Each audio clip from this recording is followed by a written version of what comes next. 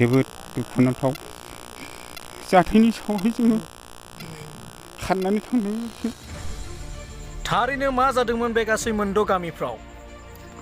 1996, 1998, 2012 आरो 2014 मायथाइयाव मानि थाखाय बेबादि सैनांदोंमोन बे गासै मोनद' गामिफ्रा? जेरै सिलपुर, निलायजरा, सुखान बावनाय, सिलपुर 2, बर' गामि, हेसपेस, नारेंगुरि आरो राङापारा। थारैनो मा जानानै बेबादि दुखु खालामनो गोनां जादों बे गासै मोनद' गामिनि थागिबि सुबुंफ्रा?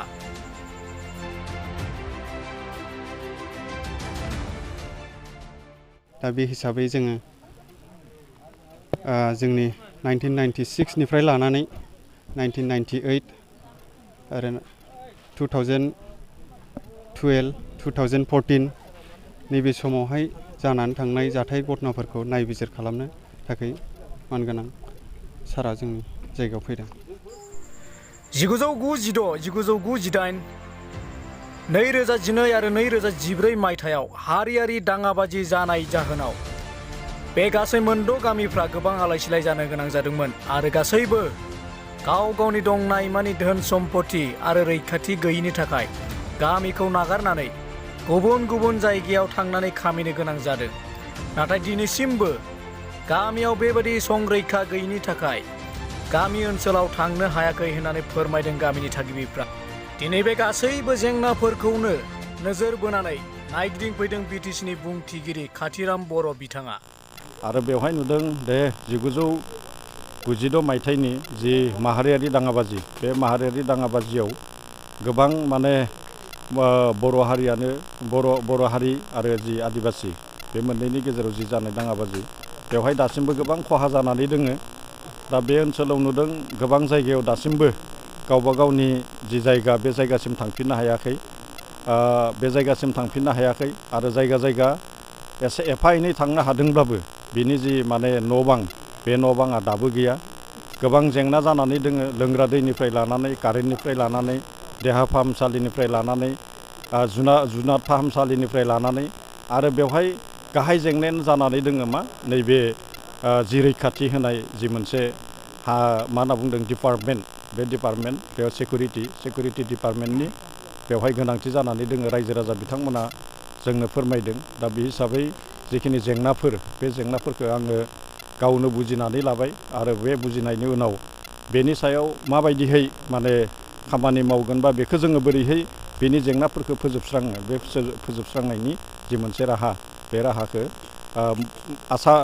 आसाम सरकारजों लोगोसे बिटिआर सरकारा बेखौ निस्सय सुफुंनायनि जि मोनसे राहा बेखौ लागोन। हारियारि दाङाबाजियाव जानाय बे गासैबो सुख'नो हायै खहाफोरखौ दिनै मोनथिहोदों गामिनि थागिबिफ्रा बिटिसि सोरखारनिसिम। आरो गासै मोनद' गामिनि थागिबिफ्रा सोरखारनिसिम गोसोखां बिलाइ गथायदों। आरो बे गोसोखां बिलाइयाव जेरै देहा फाहामसालि, जिब जुनारनि फाहामसालि, पुलिस आउटपस्ट, फरायसालि, थांलाय फैलाय हान्था मेला आरो हाथाय बाजारनि मोजां सुबिदा खालामनानै होनोबो खावलायदों सोरखारनिसिम गासै मोनद' गामिनि थागिबिफ्रा, जेन' बे गासैखौबो नोजोर होनानै बिटिसि सोरखारा मावफुंनानै होयो। जायगायाव एफेक्टेड एरिया हिसाबै नायनो दिनै फैदों। दा बे हिसाबै जोङो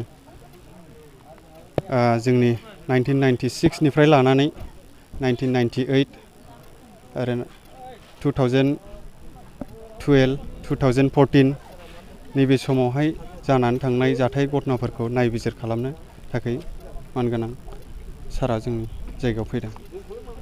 जोङो गामि हिसाबै जोङो होनाय जादों। जोंहा 6-7टा गामि दङ। दा बे हिसाबै गामि हिसाबैहाय बयबो आर'जलाइ बिलाइखौ होदों, गथायदों।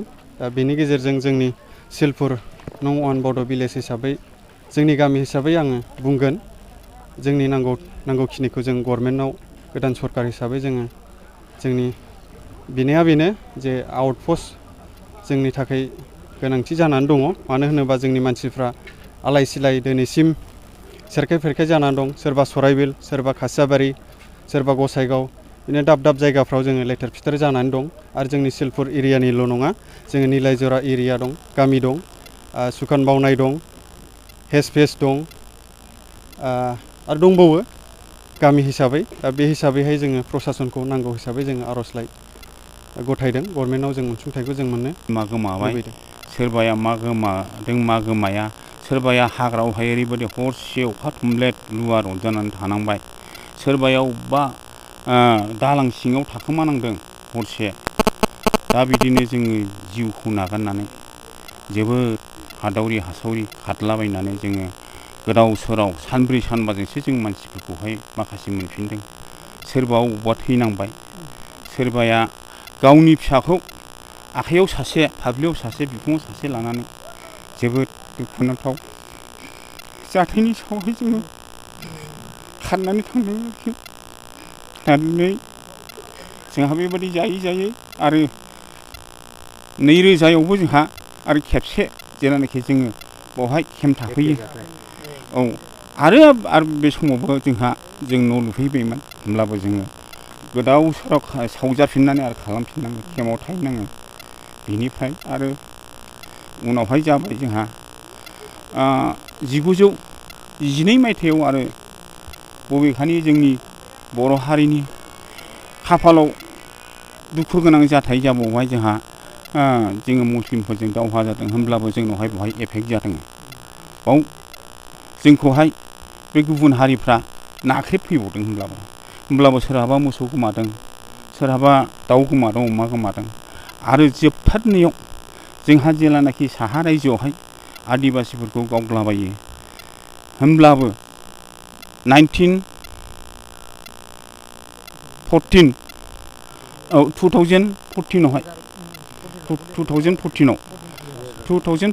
जोबथा आरो जोंहा आदिबासिजों जों दावहा नांबावनांदों बेवहाय ओरैबायदि हरखाब गाग्लोबदों दिना 25 डिसेम्बरमोन 25 डिसेम्बर खालार खालि ओरैबायदि जाबाय हरखाबसो गाग्लोबनानै जोंहा बेवहाय माइहुं आरो माइ फुन्जि गोजौ फुन्जि दङमोन गावबा गाव बिसोर फैनानै बेखौ सावदों जोंनि मेगनावनो सावबाय आरो खारबाय जोङो बयबो ओमफ्राय बयहाबो माइया जमा दंजोबोमोन खलान सिथ्लायाव बे खलान सिथ्लानि माइ जमाखौबो जों मोनाखै आरो मोसौ हाल दंफैजोबोमोन बयबो एवफैजोब्बायमोन न' बां लुफैजोब्बायमोन गासिबो बे न' बांखौ गासिबो सावफिनजोबदों गोदान बे 14नि जेनाखि रायट बे रायटआ जोंनि थाखाय बेसेबांबा गिदिर दुखुनांथाव जादों सिगांनिफ्रायबो बिनिफ्रायनो मानसिफ्रा दिनै थाफैनो बानानै गिख्रांनाय थानानै जोङो गोदाव सोराव खारलाबायनांनायानोसै दिनैसिम